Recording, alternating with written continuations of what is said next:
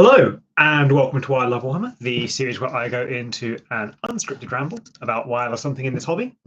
And on this episode, the painting and chat stream, I'm going to be talking about a few things, but I'm going to start with the title, What Warhammer Should Learn from Mario Kart.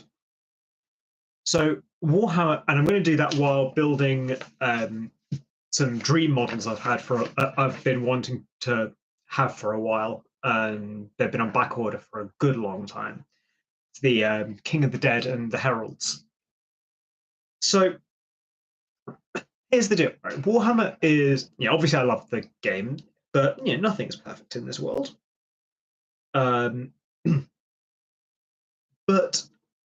what is apparent is it gets described as a very swingy game. What does swingy mean? Swingy is someone will be winning by quite a bit, and then something happens, and then suddenly they're on the back foot. Now, what this often means in practice is that it's incredibly hard to start winning, or it's very hard to come back from a losing position. Now, some people may say that's the point, that's the drama. I personally think that's to the detriment of the game. And Age of Sigmar has just started this thing, they're advertising it in the 4th edition, regarding underdogs, which is extra stuff that can happen for whoever is presently losing the game. And I hugely support that. I think that it's just a really good thing for the game as a whole, for there to be something in place, to have combat mechanics, something to let someone pick the person who's not doing so well get better in that game.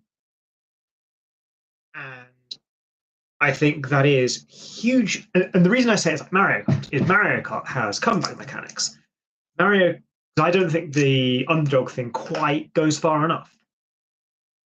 So if you take Mario Kart is a game of skill. The people who are good at Mario Kart aren't just lucky. It's a skill-based game.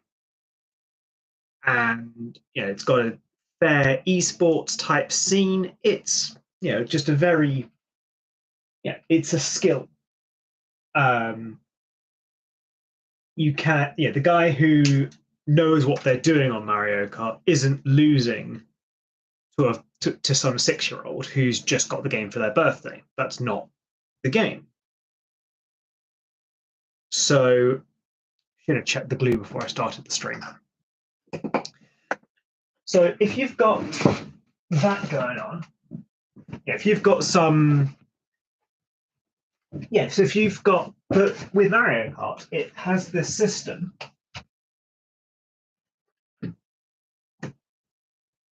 So that's really weird. Where'd my glue go?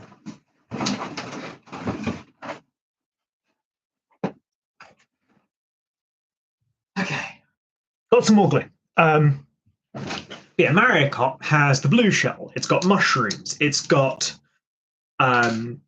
it's got shells. It's got the items basically, and those items let you come back from the brink. Because Mario Kart understands that the fun is in having close games. It's those nail-biting moments that really, the bits where you're really on edge because you've got no idea how the game's going to go. But people who are good at Mario Kart also, they know how to avoid blue shells with either just skill or with the right drift boosts, or with a well-timed mushroom. They know how to not get got by a blue shell. And sometimes it's inevitable, but and you also got the boombox thing. I forget what it's called. I always call it the boomstick. But these are things that let you get around the blue shell. You can hold a banana behind you, and that gets you. Yeah, and then holding the banana behind you, you protect yourself from certain projectiles, and the whole thing is built around close games. With Warhammer, it's not built for games to be close. It's built for someone to just wallop the other. Now, if that's your jam, then that's your jam. That's what you're in it for. And I'm not going to try and take that away from you. This is just one guy's opinion on how to improve the game. But in my view, I think getting rid of, I think adding in these comeback mechanics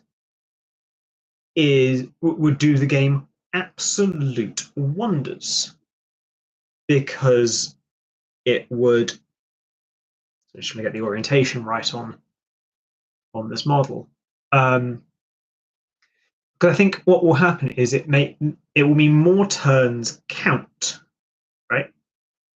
You got more turns that count, then it makes the game more interesting for longer, and means that and it kind of means that luck's less of a factor, and you don't feel as you feel like there was more that you could have done. And I feel like for the players who are in the lead, it's a bit dull to just, if you're having a game against some newbie, it's not actually that fun to stomp someone into the dirt. You want them to have fun, and if you can create an environment where you've got close games, then I think that makes for a far more fun time all around. So, question then becomes, how do we make that a reality? Now, the ideas I am throwing out, they are not by any stretch of the imagination some definite solution to the problem. Anything I'm coming out with right now at best needs workshopping, right? You want to take a leaf out of Mario Kart's book. You need to go a little bit further than what Age of Sigmar 4th edition is looking to do. So their thing is to give an extra command point to whoever's currently losing. I think it actually needs to go further than that. I think we need basically a blue shell. We need something in Mario Kart, so in Warhammer, that is the blue shell. And in my view, I think there should be some kind of desperate breakthrough strike, where you, and I think that needs to be, and the way I think it should be balanced is the desperate strike should be a thing of being able to remove points worth of models from the table as some kind of high risk, high reward gamble, that if it works, then you can remove, say, 600 points from your opponent. If you can remove a straight 30% of their army from the table as immediate casualties, no save. But it has a similar chance to hurt you more. So say, hypothetically, you roll, you could say you roll 2d6. If the result is greater than 9, then remove 600 points of models. Remove X 100 points from of models from 100 points of models from the opponent's side of the field. Or 30. You say remove 30% of the opponent's remaining model, of the opponent's remaining points worth of models from the field. If you roll, if you roll a 3 and under, so you roll a one, double one, or a 1 and a 2, then you remove 30% of the points of your own models to make it a bit of a high risk, high reward. And anything else, nothing happens. It's a desperate gambit, but that would be my equivalent of the blue shell. And then similarly, I think that you could really make things a bit smoother and a bit closer if you had little things like, maybe whoever's currently in the lead in terms of victory points doesn't get access to certain stratagems. So the person, I don't really like stratagems as a whole, but if you could change it up so that whoever's in the lead can't, say, do command reroll or a fight first, so that it's a bit more even-handed, and whoever's losing has more of a chance to come back from that. I think that type of thing would really, like I say, I think it would make for more close games, and I think close games are where there's more fun to be had. And that's what I want from these games. I want them to be fun, and I think close games do make things a bit more fun. So yeah, that's the answer to the title of the video. The answer to the title of the video is you want catch-up mechanics. You need nerfs for the people who are in the lead and buffs to the people who are losing, and you need that to be balanced in a way that you can still have the leaders come back from it or mitigate it entirely. The details of that, it's not on me. I don't know how it would exactly work, but I think if you could balance that, I know there are issues with Games Workshop and balance, but that's how I'd change Warhammer to be more like Mario Kart. Sounds really weird, but I had the notion of Warhammer needs more catch-up mechanics and compared it to Mario Kart and title for a video. So this is the King of the Dead. Just been assembling him while talking about catch-up mechanics as a pitch for Warhammer. He is a model I've been dreaming about having since I first started wanting to get into this game, back in like 2006, probably late 2005, 2006 now, was when I was looking to get into the game. So piece 5. And I remember looking at the Army of the Dead, which at that point was literally a blister pack of King of the Dead and blister packs for the Warriors of the Dead. And I was dissuaded from, because they were all metal as well, I was dissuaded from getting it by then Games Workshop, now Warhammer employee, who I was annoyed at the time, but they were giving sound advice. They said, look, it's a metal model. You're just starting in the hobby. Metal models aren't the best place to begin. Why not paint up these Gondorians instead? Back then, of course, the Dead of Dunharrow weren't their own faction. They were just kind of part of Gondor. So I was recommend, why don't you paint up these Gondorians instead? And I thought, no, I don't want to paint up like humans, just regular dudes. That's not what I wanted to play. I wanted to play, Army of the Dead. And that was, so when, I ended up playing Moria Goblins. And I love my Moria Goblins. I had the Battle of Balin's Tomb as my little starting kit. Loved it to pieces. Still love all those goblins. The Fellowship of the Ring, who came in that box, I refuse to ever repaint because they are my reference point for how far I've come with my painting.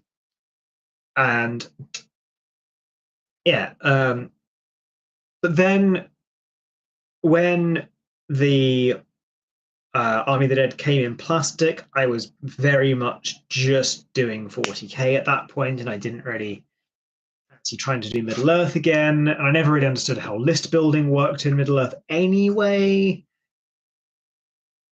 And it was just a bit of a mess from my end, really.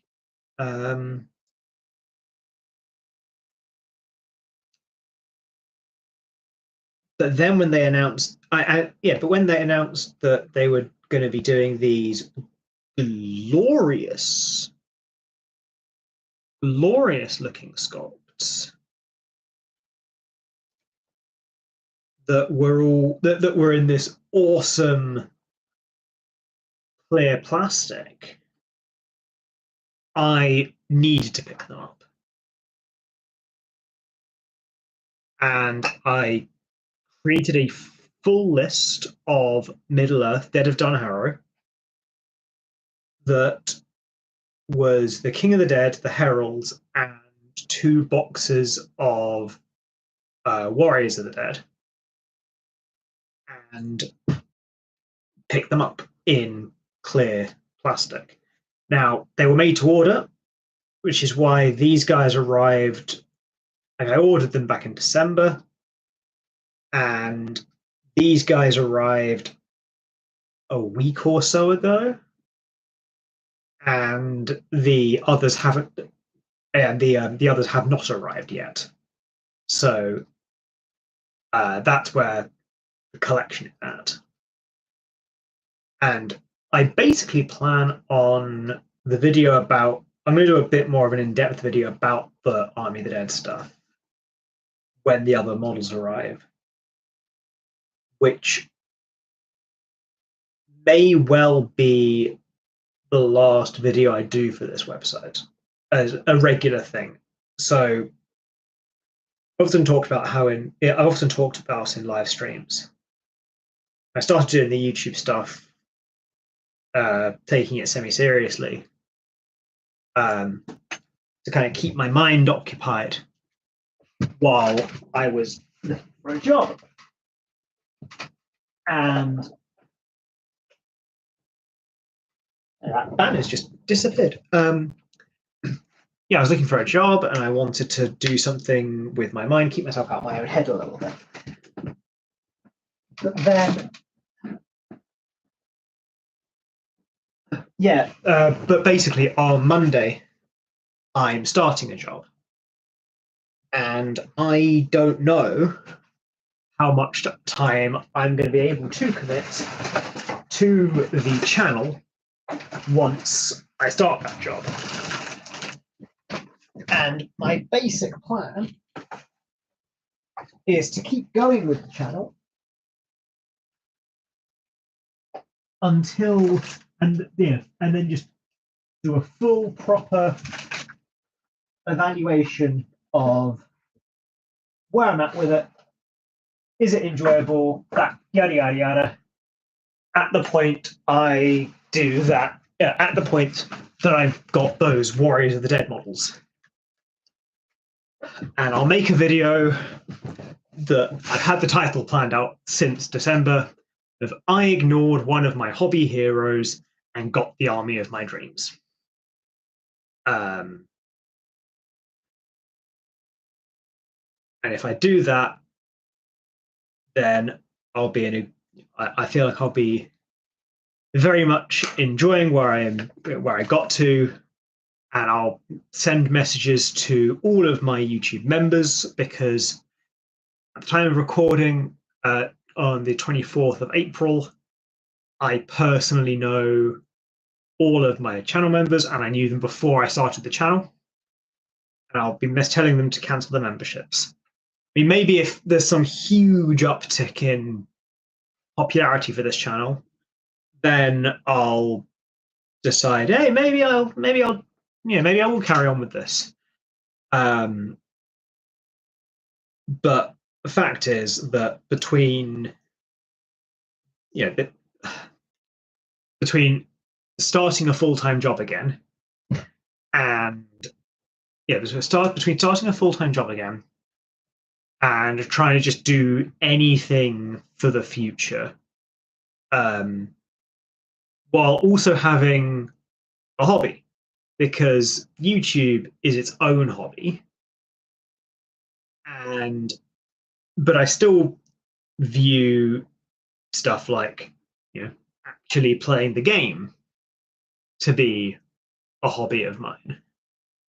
The building and painting is part of that hobby, and I've been able to combine them at the moment.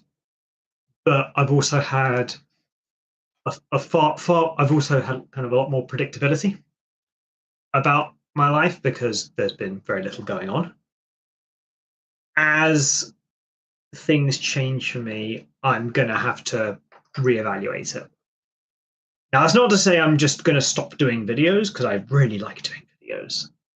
Um, yeah, I really enjoy doing videos.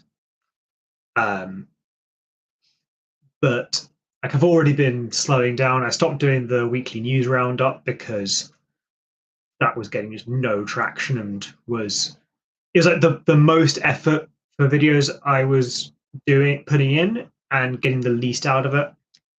And then similarly, that super short lore series, which started to because my family were watching the videos and they didn't know what 40k was about. I then thought it'd be a nice thing to have just in the background as like ways of getting people into, ways to explain the lore succinctly. Also, that was good for my own personal development because in day-to-day life I ramble a lot. I have a hard time getting to the point, and I just thought that it'd be nice. Yeah, and I thought that was good to improve my brevity. Um, but can we just appreciate how cool the clear plastic is? You can't see this like green tinge to it on webcam, but I think it's beautiful. Anyway, yes. But again, I started running out of cool ones to start talking about. The last one I did was for the video game Shooters Blood and Teeth, which you're not really playing that for the plot. So I'm kind of done with that series, and like I still want to do a few part twos to a good chunk of the main Why I Love series. Like I want to do a part two for Why I Love Tyranids. I want to do part two for the Uruk War clans in Age of Sigmar.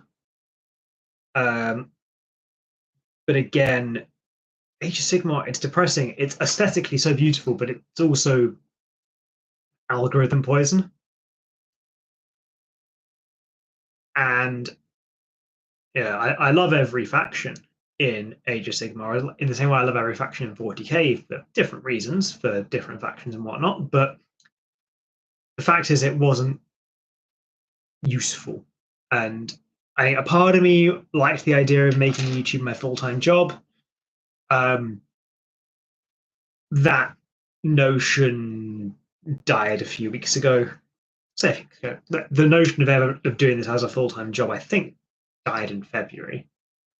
Been doing this just because it's structure. But I think if I'm just doing videos that I think are fun and not trying to have some kind of routine and structure to it, I feel like I can do a lot more of the fun videos. It's like I did the and a short, right? Of there's more woke nonsense from this company. And it was basically a dig at it was in light of the whole female Custodes backlash. I just decided to poke some fun because people were coming out of the woodwork who I had no idea were Warhammer people.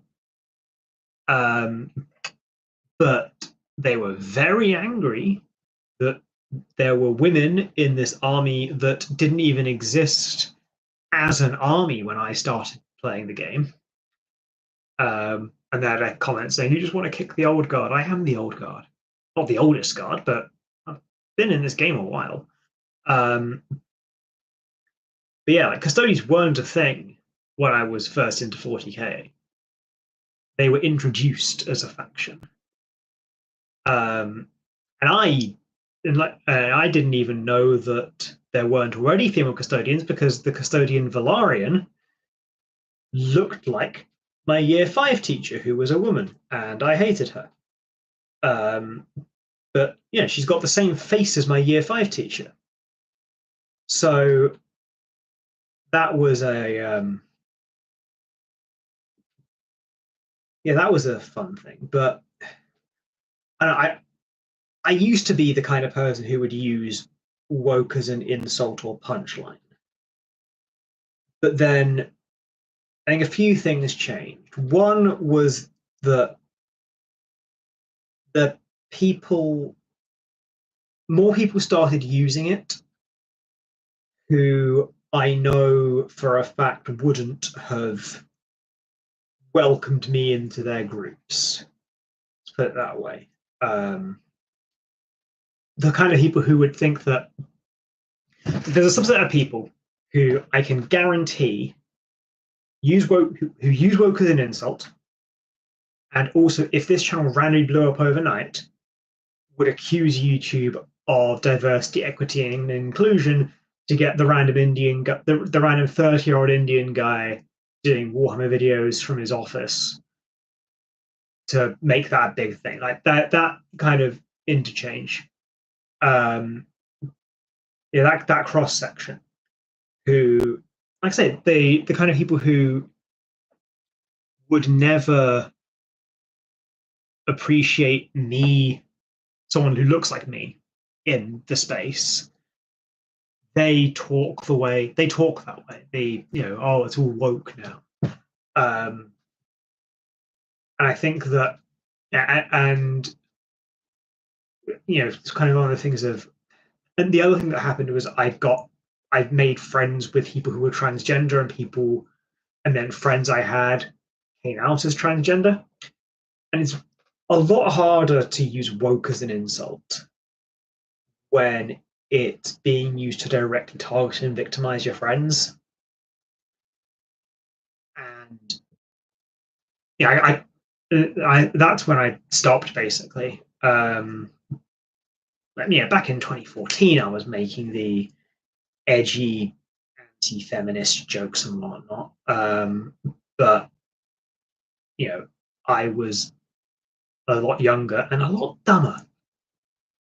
I do not stand by the stuff I was saying at that point. Piece number 9 I need here, which is this shield. So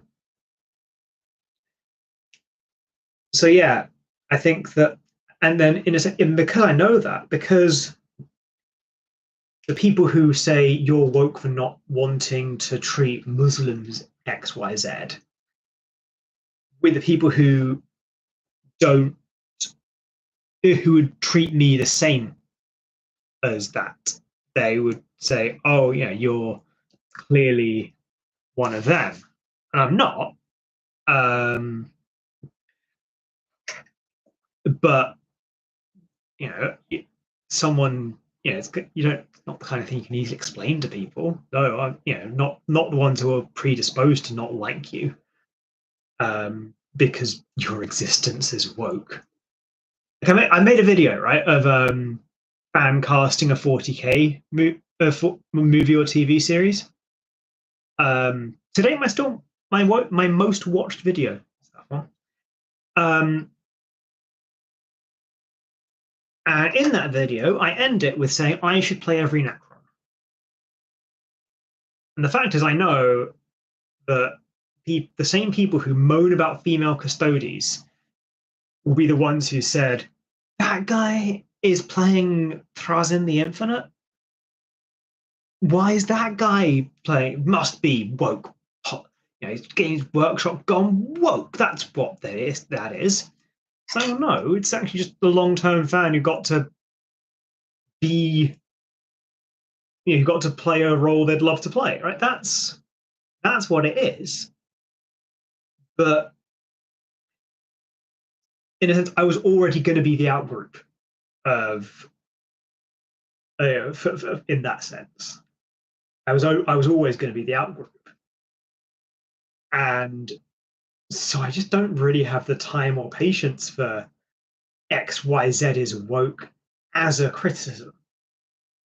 Now, that's not to say doing it badly is a good thing. You do, if you do, if you do, diversity badly, that's a different argument. But if it's just existing, then no, I don't care. Go ahead and cry. Like, I actually hope they introduce female Space Marines just because it will annoy the people who, like, if the people who get annoyed at the idea of female Space Marines would probably get annoyed at a British accented half Indian man playing Necrons. And if I was already going to be part of your out group, then I'm going to advocate for everything, right? Give me the Daughters of Persephone as a Space Marine Legion, which is not my original creation. I just thought it was a really fun fan codex that I saw. So, give me the Daughters of Persephone. I don't care at that point. I think it's hilarious to annoy the people who I don't respect. I can't wait for them to do it. I think they will. I think it. I'm trying to think of a way it could actually function. Like, if you had female Space Marines, because in High Gothic, the word for son and the word for daughter is the same. And then these are the emperors, these are the sons of this Primarch. Then that, I think, would actually be an interesting way to both expand on the lore and justify female Space Marines. And I think if it were me, I'd be doing it slowly. I would have some story. I have a Black Library story where it is mentioned that High Gothic makes no distinction between son and daughter. They're the same word. And then a couple of years later, have female Space Marines. And it would come in those stages. That, I think, would be brilliant. And I would laugh very hard.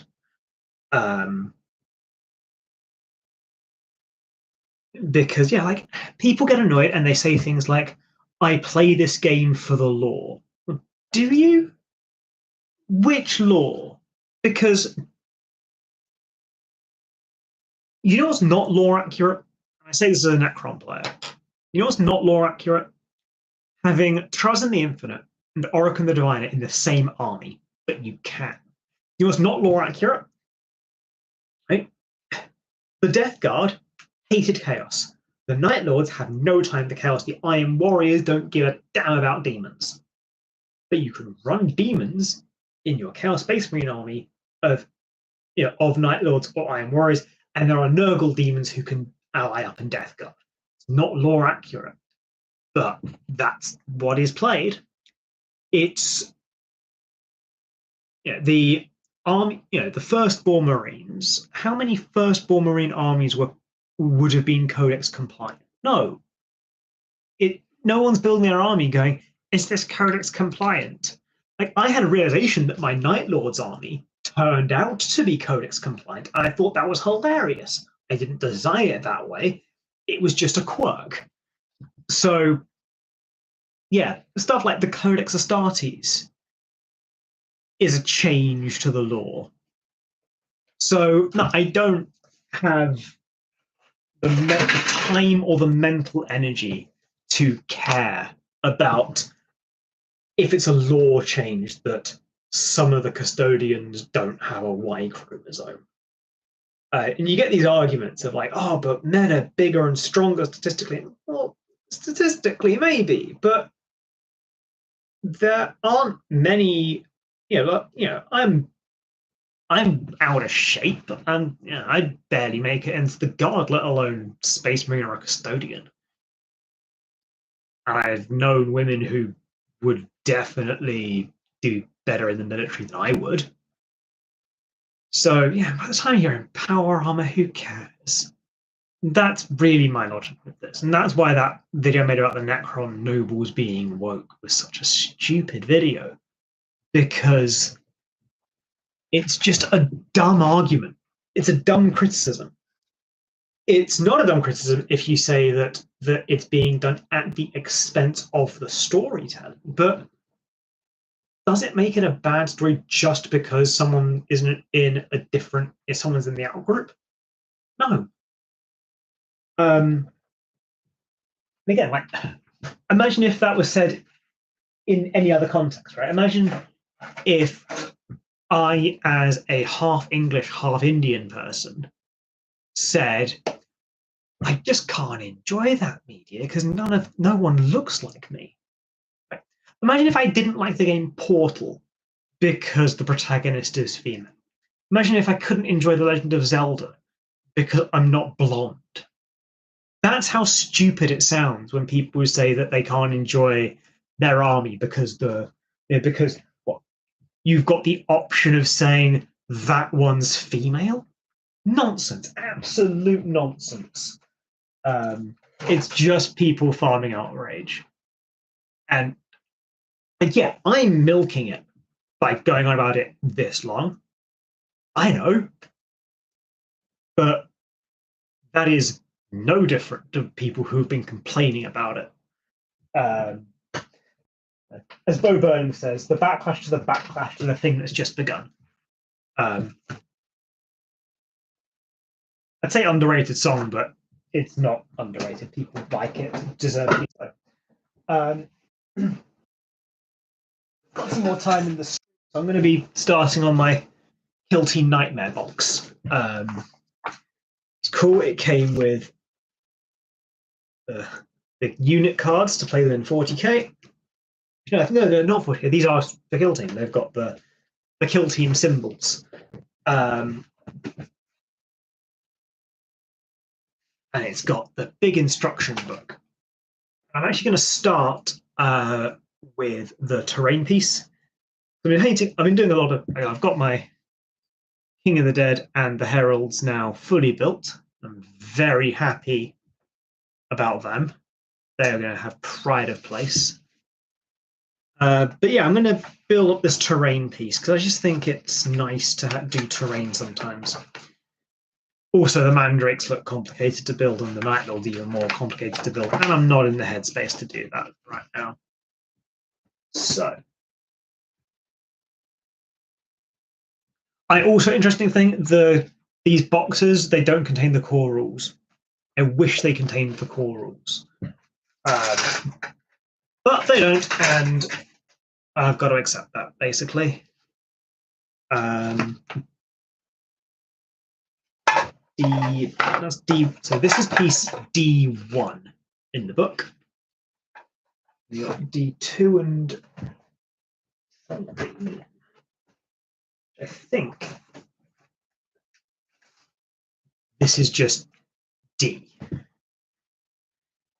So this has to be angled. So yeah, I do the painting, but I've never done building on stream, and the instructions are always a bit specific with the angles. So from your perspective, it would be that way around as a kind of diagonal, so that the positioning of it matches the instructions. Okay. D2 and D3. So this one's D2.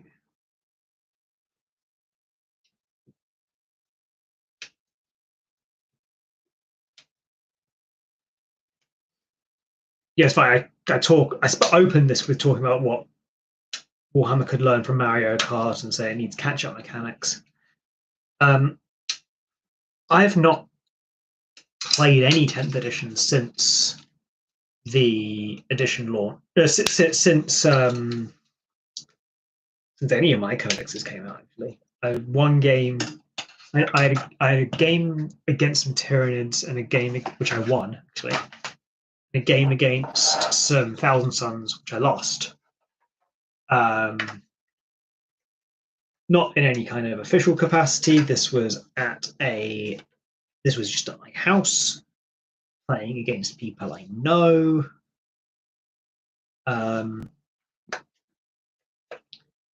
And it was more of an excuse just to hang out with people.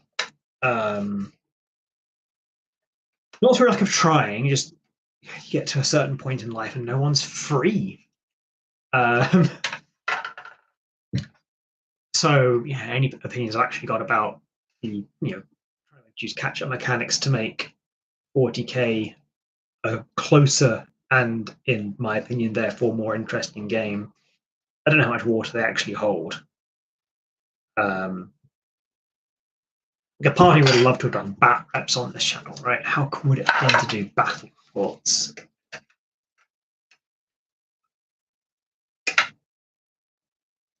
But it didn't. Maybe it will, but I'm not.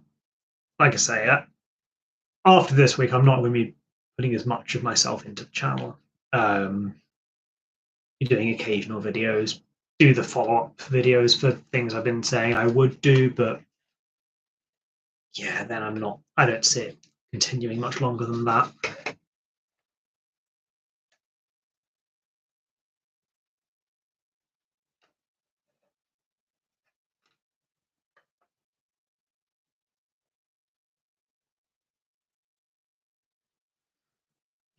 Okay, D3.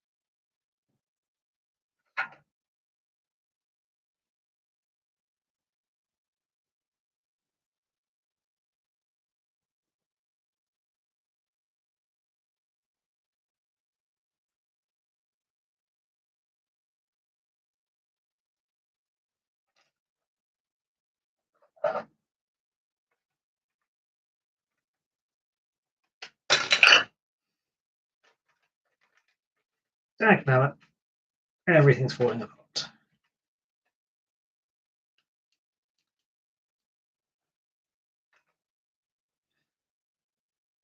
Yes. Oh, okay, no, never mind.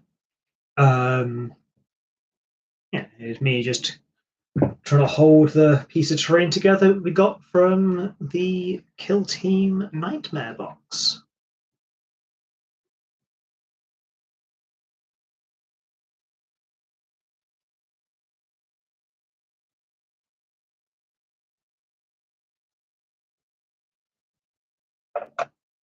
Okay. So then D4 is going on that edge. Which one is? This one's 4.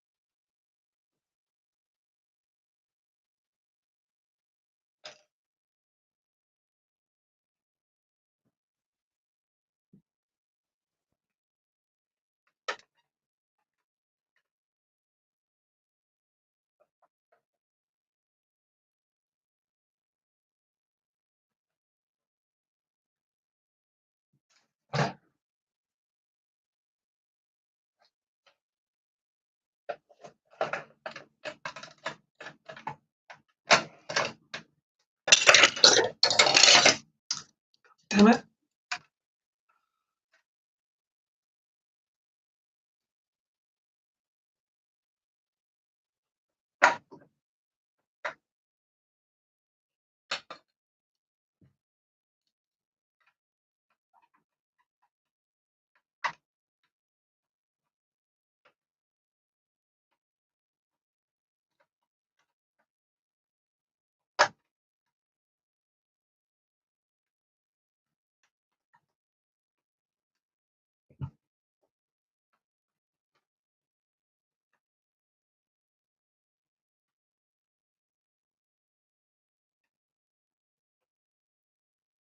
Oh yeah. Okay. That was D4.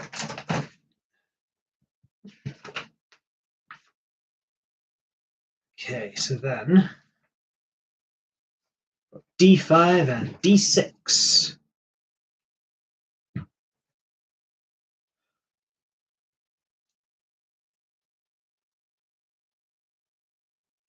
So this one's D5.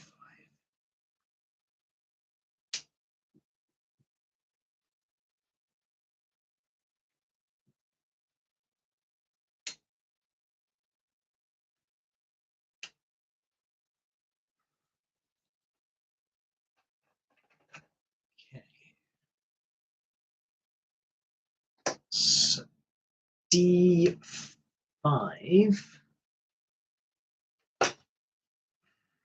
That's going to annoy me a lot.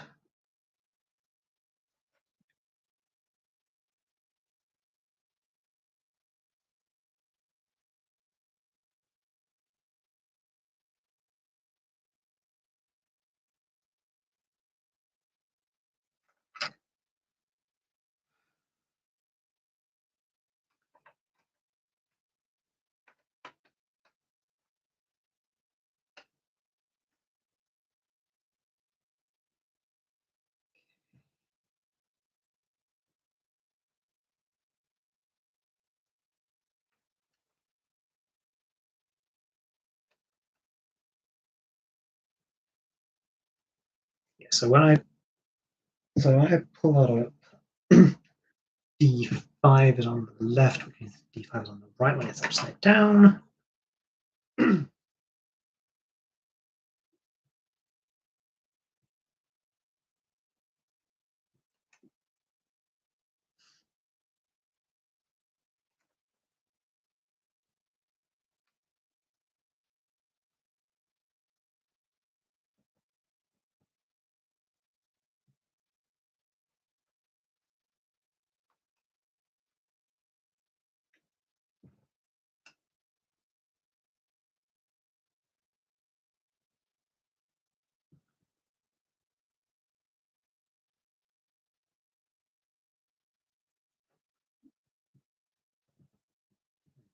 D6.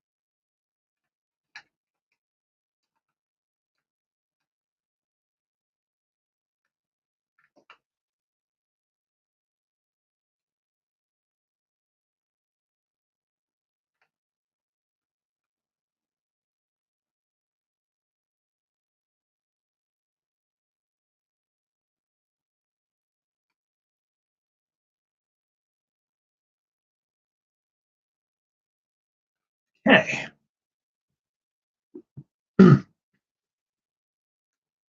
7, 8, 9, and 4 10s. Right? 7 and 8, 9 and 4 tanks.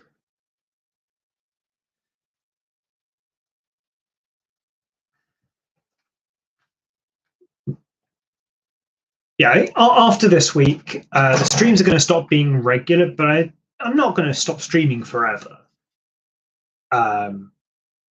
It's just going to be, like I say, less regular. And in being less regular, and maybe I've more stuff to say in any given stream, but it's still a nice way of dedicating time to build and paint stuff. I think really that's the big plus of doing these streams. It feels like a productive way of hobbying.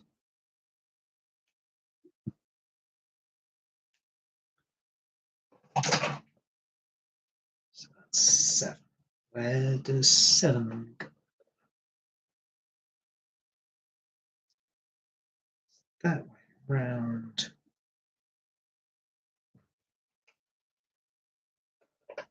Okay.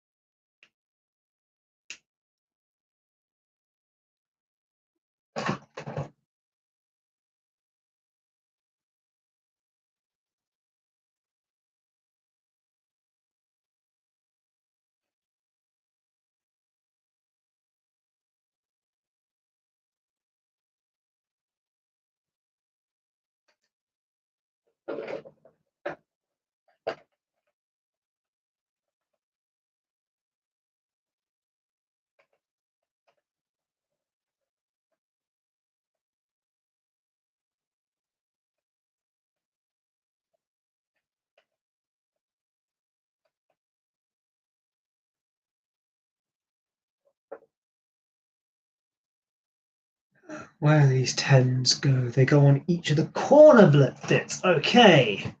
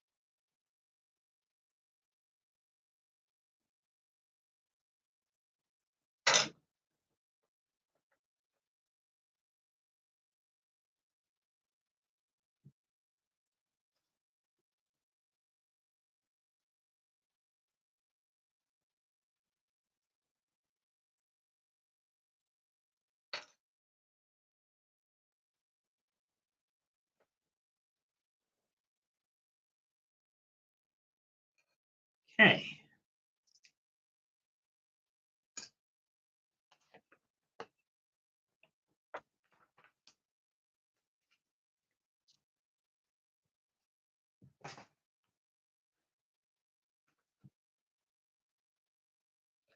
That, ladies and gentlemen, and everyone else, is the central terrain piece from Kill Team Night. I'm going to very much look forward to painting up. And the Heralds and King of the Dead. Starting up my dream army, or my longest desired army. Yeah, we've gone for nearly an hour now. Let's have a quick rundown of the old Pile of Shame, right? There's the Kit Bash emulator to become a stage that I've been working on for a while. So there's that. Got my 2 Rogue Hobbies Goblins, the Rascal Town. 2 Rascal Town miniatures. There's only 4 available. Only 4 have been released, but I've only got the first 2. And then I have the 2 full kill teams. Kill Team Nightmare. That's the Night Lord's Nemesis Claw and the Mandrake's team.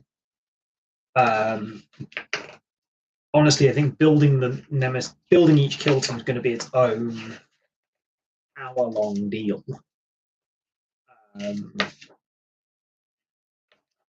And then, yeah, the Mandrakes, their own kettle of fish.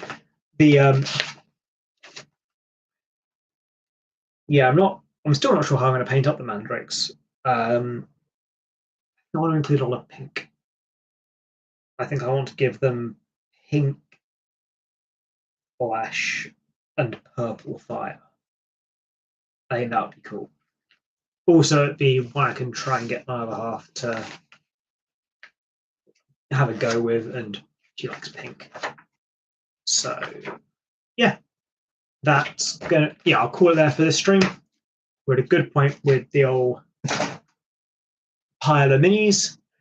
Oh, one more from the Pile of Shame, which is Grotmus. Grotmus Gits. Going to try a different thing with this one. I'm going to paint it on the sprue and then build it. Because, yeah, I just think it'd be an interesting way of painting. And also, some of these details are going to get lost on that base. So, yeah, that's the current state of the Pile of Shame. It's 21, 22, 23, 25 models in the old pile. Yeah, so that's fun. And with that, I will call it a day. I will see you all in the next video. And until then, I hope you are all having a really good day.